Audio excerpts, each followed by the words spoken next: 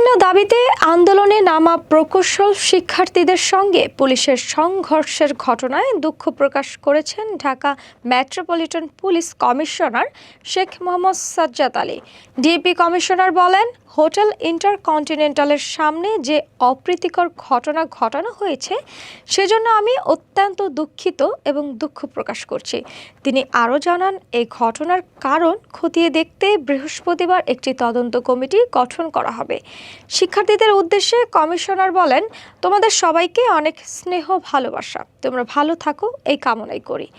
এর আগে সন্ধ্যায় আন্দোলনরত শিক্ষার্থীদের 11 সদস্যের প্রতিনিধি দল সরকারের উপদেষ্টা ফজল কবির খান ও সৈয়দা রেজওয়ানা হাসানের সঙ্গে বৈঠকে বসেন।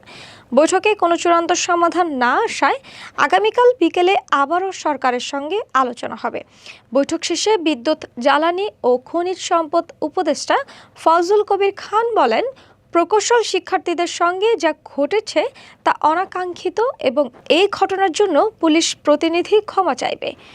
উল্লেখ্য, পূর্ব ঘোষিত লং মার্চ টু ঢাকা কর্মসূচির অংশ হিসেবে বুধবার সকাল 11টার দিকে শাহবাগের মূল সড়কে অবস্থান নেন প্রকৌশল শিক্ষার্থীরা। এতে শাহবাগ ও আশেপাশের সব সড়ক অচল হয়ে যায়। পরে দুপুর 1:30টার দিকে শিক্ষার্থীরা যমুনা অভিমুখে অগ্রসর হলে হোটেল ইন্টারকন্টিনেন্টাল মোড়ে পুলিশের বাধার মুখে পড়েন। এ সময় ধাওয়া পাল্টা ধাওয়ার ঘটনা ঘটে। এক পর্যায়ে পুলিশ সাউন্ড গ্রেনেড, কাঁদানে গ্যাস ও জল কামান ব্যবহার করে পরে লাঠিচার্জ করলে শিক্ষার্থীরা ছত্রভঙ্গ হয়ে যায়। এ ঘটনায় সাংবাদিক সহ বেশ কয়েকজন শিক্ষার্থীও আহত হন।